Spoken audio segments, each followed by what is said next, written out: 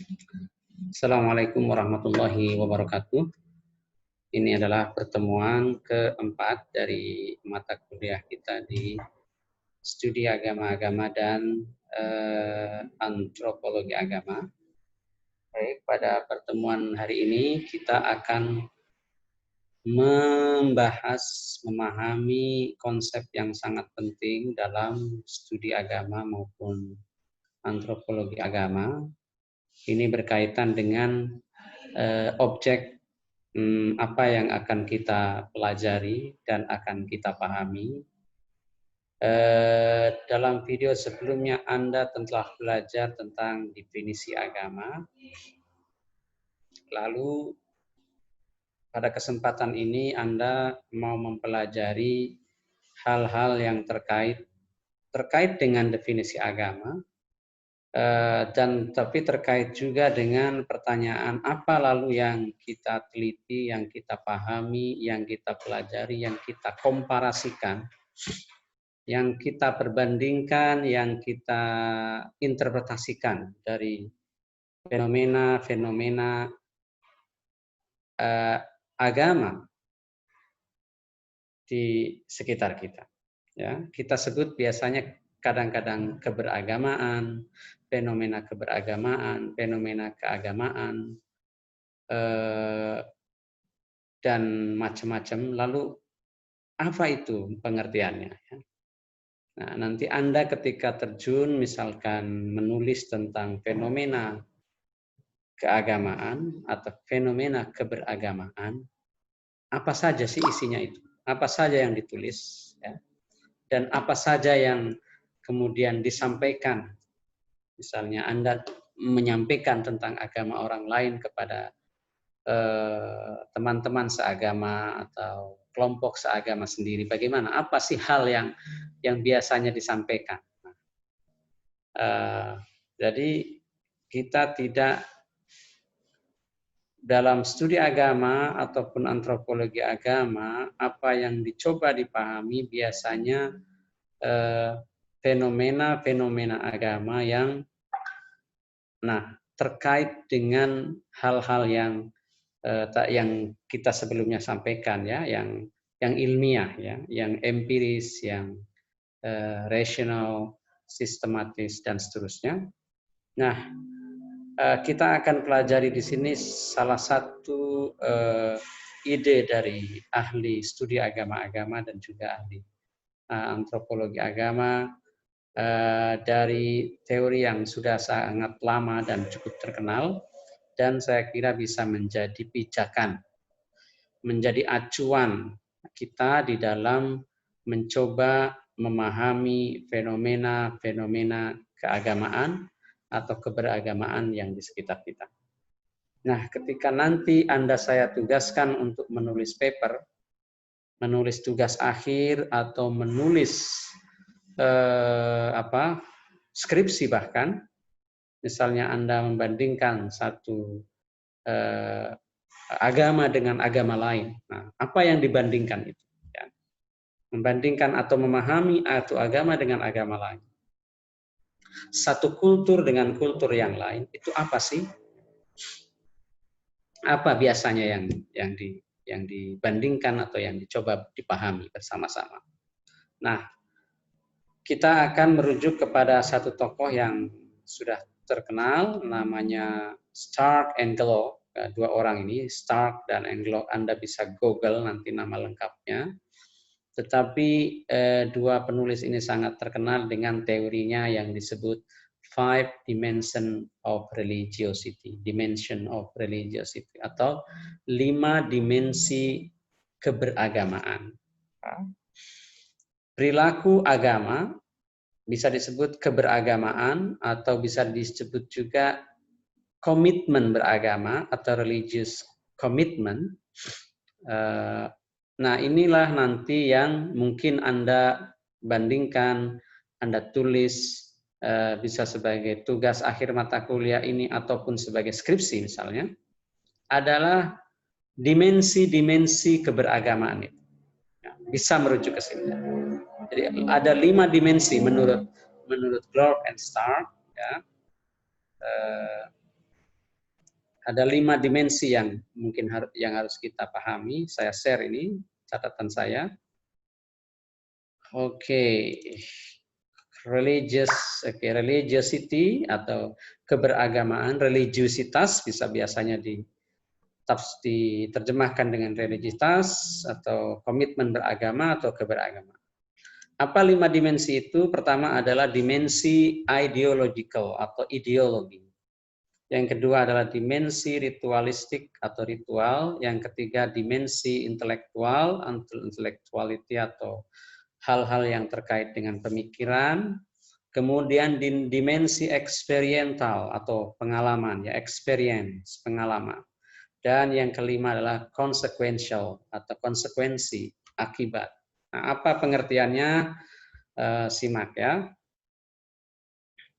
Nah, dimensi ideologi adalah fenomena-fenomena atau hal-hal yang kita jumpai yang terkait dengan bagian keyakinan agama yang harus dianut oleh pemeluknya. Jadi setiap kelompok agama, sekelompok budaya pasti mempunyai keyakinan-keyakinan tertentu yang wajib bagi pemeluk. Kalau tidak meyakini itu berarti sudah bukan bagian dari kelompok agama itu. Misalnya apa? Ya, meyakini Allah sebagai Tuhan bagi orang Islam, meyakini Yesus sebagai Tuhan bagi orang Kristen, meyakini keyakinan misalkan Karbala bagi orang Syiah misalkan, kemudian meyakini keyakinan-keyakinan terpenting dalam setiap agama itu pasti ada yang mendefinisikan bahwa seseorang itu bagian dari kelompok atau keyakinan agama itu, ya. Anda bisa cari lagi, tentu banyak sekali contohnya. Oke. Yang kedua adalah dimensi ritualistik atau ritual. Ini adalah fenomena atau aktivitas yang terkait dengan kegiatan ritual. Apa itu kegiatan ritual? Ya, ritual itu biasanya berulang-ulang. Berulang-ulang, tetapi tidak sekedar berulang karena festival juga itu berulang. Ritual yang sakral. Nah, dalam kita minggu lalu atau video sebelumnya Anda bisa belajar tentang the sacred and the profane. Jadi yang sakral dan yang biasa, yang tidak sakral. Yang sakral itu ya terkait hal-hal yang adikodrati, yang transcendence, yang numen ya, transcendent, sakral, suci, holy, ya, dengan sebutan-sebutan khas yang dalam agama-agama ya, yang biasanya tidak dijumpai secara kasat mata dalam kehidupan sehari-hari, ya. Itu hal-hal yang sakral ya. Tentu Anda bisa cari setiap agama, nanti Anda bisa bandingkan misalkan sisi sakralitas Goa Maria, gitu. Goa Maria bagi umat Katolik dan sakralitas misalnya kuburan sunan siapa, wali siapa, atau kiai siapa. Ada sisi-sisi bisa itu dalam kegiatan ziarah ya, atau ritual bisa misalkan ritual sembelih kurban. Bagaimana misalkan dibandingkan dengan penyembelihan kerbau orang-orang Toraja. Ini adalah sama kegiatan ritual yang mencoba dibandingkan. Oke. Nah, yang kelima, yang keberapa tadi? Yang ketiga ya, yang ketiga. Yang ketiga adalah dimensi intelektual. Jadi ketika Anda menulis, membandingkan, memahami 1, 2, 3 agama, kelompok agama, yang Anda kemungkinan atau berpotensi bagus untuk melakukan pemahaman adalah dengan dari dimensi intelektualnya. Ya. Apa itu dimensi intelektual? Terkait dengan pengetahuan keagamaan. Jadi dalam setiap kelompok agama atau tradisi beragama mempunyai bangunan konstruksi keilmuan. Konstruksi keilmuan atau pengetahuan yang sudah kuat bertradisi dalam setiap kelompok agama. Misalnya dalam Islam tentu ada fikih, ada tafsir, ada hadis, ada tasawuf, banyak sekali, ada bahasa dan macam-macam yang itu semua punya punya punya lembaganya, punya konstruksinya, punya otoritas, ya, authority, siapa yang paling otoritas menentukan dalam tanda kutip kebenaran dalam soal agama, ya. Sama halnya dengan di Katolik, misalnya Katolik mempunyai sumber-sumber pemahaman keagamaan yang sudah matang oleh bangunan tadi, otoritas agama. Anda tidak bisa belajar misalnya memahami tanpa misalnya mengikuti kelas-kelas teologi yang ada di seminari atau di universitas departemen teologi atau bahkan sampai di Vatikan. Jadi semua ini mempunyai bangunan konstruksi keilmuan dari mana. Nah, Anda bisa membandingkan misalnya ini, misalnya bagaimana pemahaman orang terhadap pemahaman penafsiran, misalnya tentang penyembelihan Ismail atau Ishak. Nah, ini adalah bisa dicari dari bagaimana keilmuan, sistem keilmuan atau pengetahuan di masing-masing kelompok agama. Begitupun Hindu, begitupun Buddha, begitupun mempunyai otoritas lembaga yang mempunyai otoritas untuk melanggengkan atau meneruskan, mengembangkan ajaran-ajaran keagamaan mereka. Itu dimensi intelektual. Bisa juga Anda misalkan membandingkan tentang keilmuan, misalnya Yusuf Al-Makas Al-Bantani, misalkan Anda bandingkan dengan misalnya penafsir Alkitab, misalkan dari mana yang kemudian misalkan pendakwah siapa dari di Manado atau di Filipina yang Katolik misalnya dengan orang Islam. Nah, bisa begitu, ya. Itu adalah dimensi intelektual. Kemudian yang keempat adalah dimensi pengalaman, experiential pengalaman. Jadi perasaan, yang pengalaman itu apa? Pengalaman itu perasaan yang didapatkan dari kegiatan ritual keagamaan atau pemahaman keagamaan. Setiap orang atau setiap orang beragama yang berangkat melakukan ritual, entah sholat, entah selamatan, entah pergi ke gereja, entah melakukan persembelihan, persembahan, atau mereka orang Hindu yang mandi di air suci Sungai Gangga, atau orang Buddha yang melakukan perjalanan. Halo? Boleh sebentar, saya sedang mengajar, ya.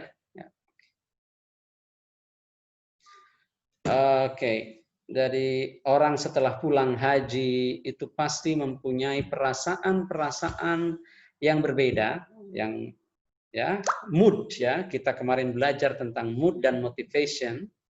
Orang yang sudah berangkat haji, orang yang sudah berziarah ke Israel, ke Yerusalem, kemudian misalkan orang yang sudah pergi ke mana, orang jemaah tabligh yang pergi ke Pakistan atau ke mana, orang Ahmadiyah yang pergi ke Qadiani, itu mereka mempunyai pengalaman yang berbeda, perasaan yang berbeda sebagai seorang pemeluk agama itu atau pemeluk keyakinan itu. Ada yang mungkin sampai merasa menjadi semakin baik, semakin beriman, semakin intim dengan agamanya, dengan keyakinannya, ada yang merasa doa-doanya dikabulkan, ada yang merasa semua mempunyai pengalaman-pengalaman, entah itu pengalaman spiritual, pengalaman intelektual, pengalaman apapun. Nah, ini pengalaman yang ada dalam diri seseorang setelah melakukan ritual keagamaan itu atau mendapatkan pemahaman keagamaan. Nah, jadi Anda ketika misalnya presentasi nanti atau menulis nanti bisa membandingkan misalnya pengalaman perempuan jamaah tabligh yang pergi ke Pakistan atau jamaah tabligh yang pergi ke India dengan misalnya orang Kristen Manado yang melakukan pilgrimage atau ziarah ke Yerusalem. Nah, apakah ada hal pengalaman apa yang mereka dapatkan sehingga mereka mau mengorbankan misalkan puluhan juta untuk berangkat haji, untuk berangkat umroh? Tentu ada pengalaman-pengalaman keagamaan yang mereka dapatkan sehingga ini menjadi juga tradisi yang sangat kuat di masyarakat beragama. Di Kristen, di Hindu, Buddha, semua orang melakukan, coba. Ada yang melakukan ziarah berhari-hari, ada yang bertapa berhari-hari, ada yang apa pengalaman orang Islam misalnya setelah melakukan puasa? Apa pengalaman perasaan orang Kristen setelah melakukan ibadah Easter atau Paskah, melihat film, melihat misalnya performance Paskah yang ketika Yesus disalib kemudian diarak. Nah, apa pengalaman mereka? Kenapa ada yang sampai menitihkan air mata? Kenapa ada orang Islam yang mau berdarah-darah mengingat Hussein disembelih oleh Yazid dan anak buahnya di Karbala. Nah, ini adalah contoh-contoh yang perlu bisa Anda pahami, bandingkan dari berbagai kasus yang ada di macam-macam agama. Nah, kemudian yang terakhir adalah dimensi konsekuensi. Nah, setelah Anda atau kelompok-kelompok atau individual yang mempunyai keyakinan-keyakinan agama itu melakukan, entah mempunyai keyakinan, mendalami keyakinannya melalui proses intelektual yang cukup dalam, yang panjang, atau lama melakukan ritual-ritual tertentu, apa konsekuensinya? Ada pasti.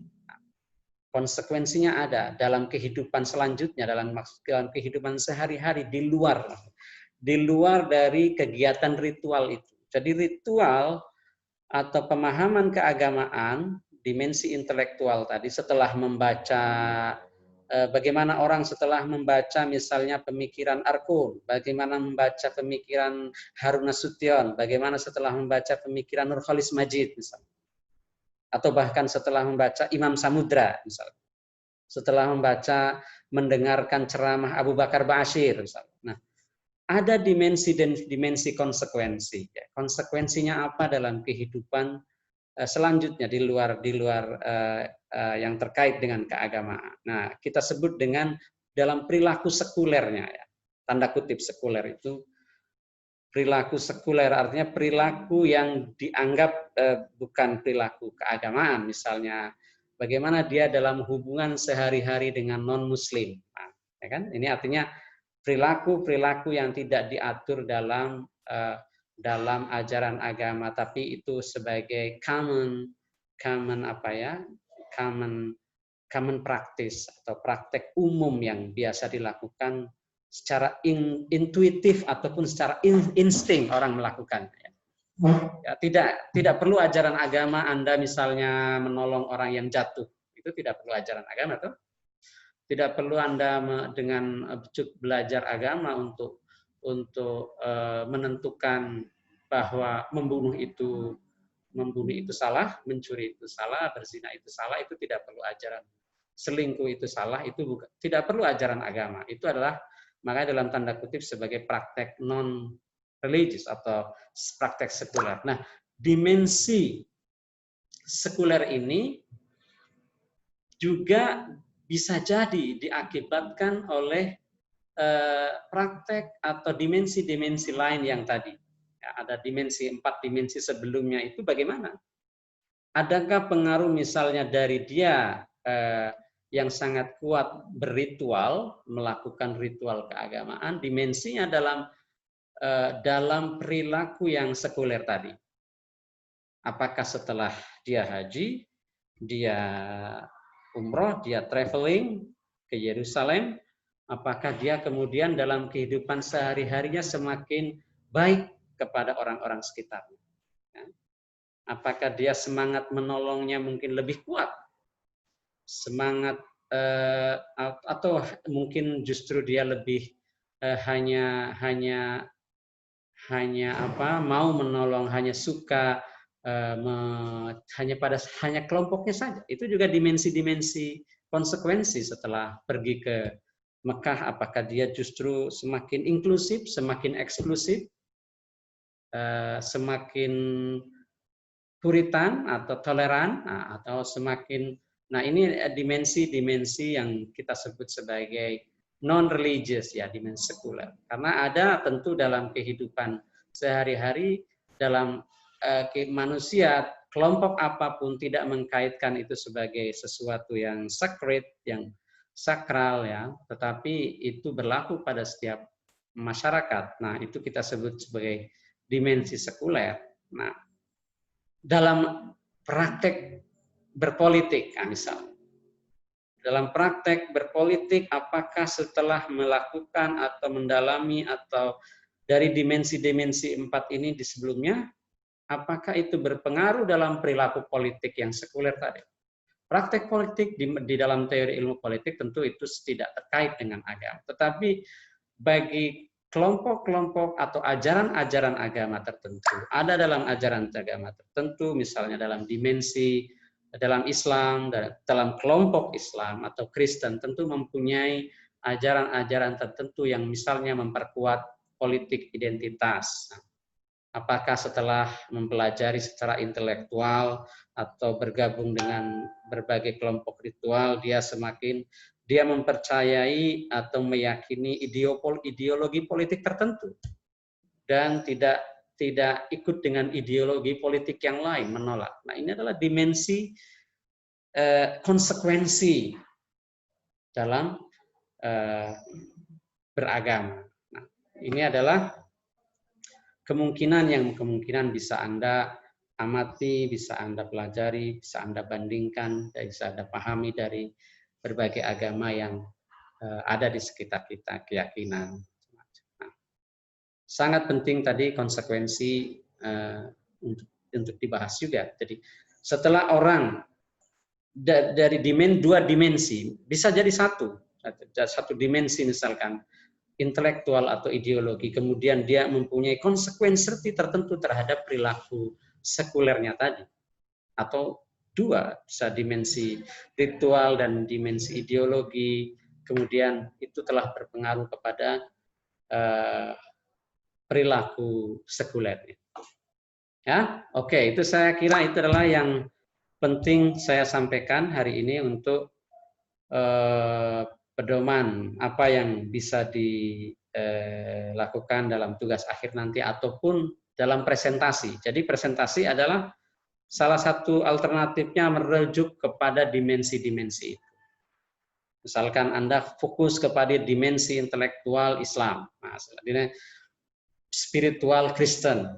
Boleh, tidak harus dalam presentasi tidak harus membahas semua aspek dalam Islam, semua aspek dalam Kristen, tidak, tapi bisa fokus mana bagian mana dalam Kristen, dalam Islam, dalam Buddha, Hindu yang dimensi mana yang Anda pilih sebagai bahan presentasi. Ya, baik, saya kira itu cukup untuk hari ini.